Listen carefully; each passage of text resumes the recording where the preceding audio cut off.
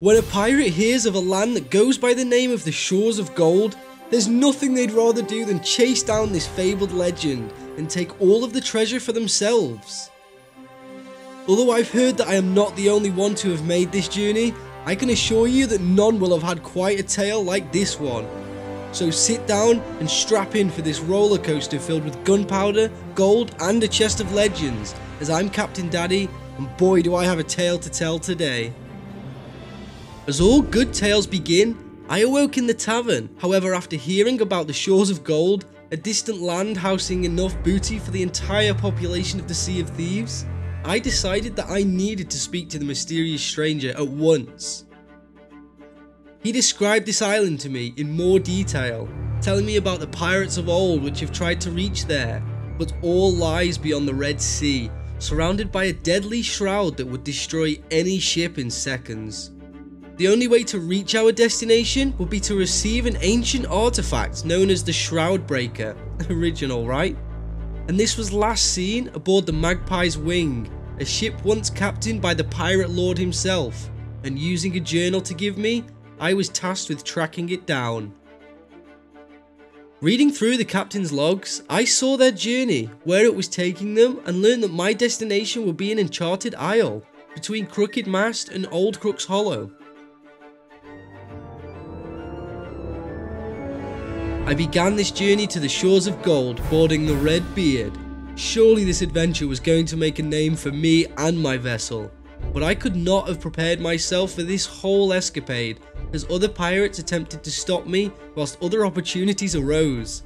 But for now we journeyed to this island through blistering winds, torrential rains and waves pummeling my ship, and after this long sail, I had finally arrived.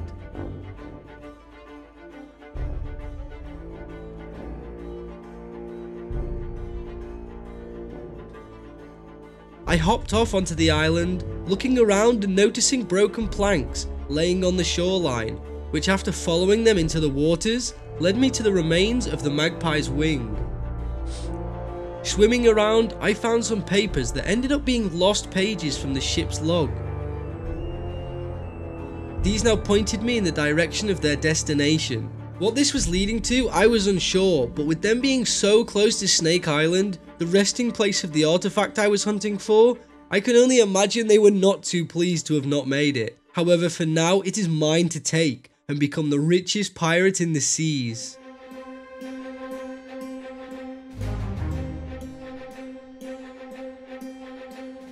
I set sail for Snake Island, and once again I was having to endure the storm, rocking through my ship and making this voyage much more difficult than it needed to be. As every time I needed to repair, my wheel would be turned and the Red Beard would be sailing in the opposite direction.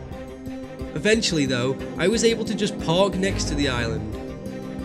However, as I was searching high and low for this item, I was worried about getting too far away, just in case the storm decided to try and sink my boat, like a previous journey that you would have seen.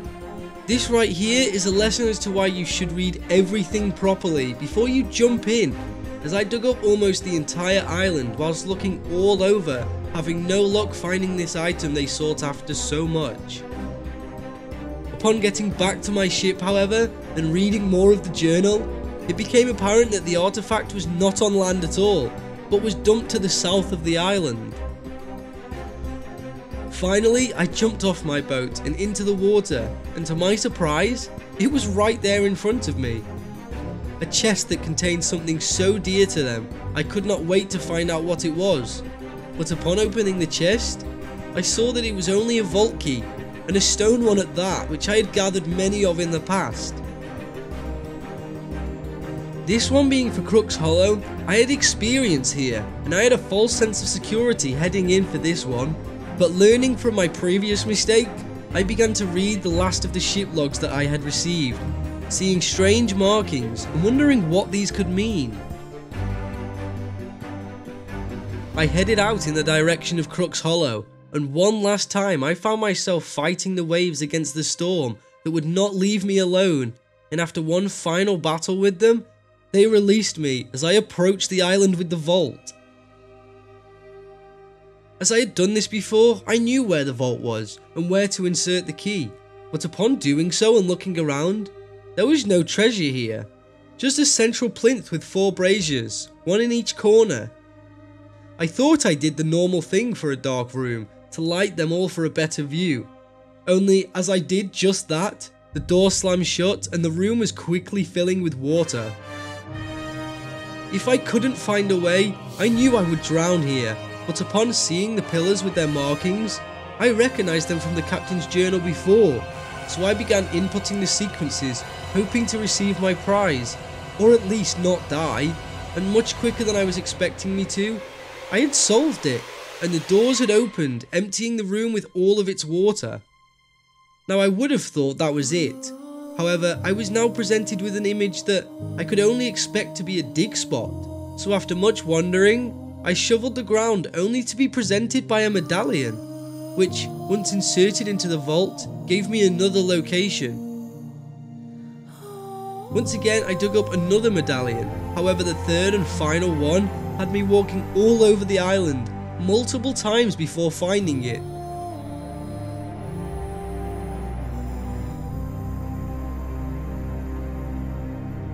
But after doing so and placing it with the rest, it opened a hidden door holding none other than the Shroudbreaker itself. Already I had the artifact and I was ready to sail to the shores of gold, but I knew it wouldn't be so easy. As I left the vault, hordes of skeletons spawned, chasing me down and shooting at me, so I had to fight my way through these, being blocked at every angle, and although they did not stop coming, I did not stop slicing.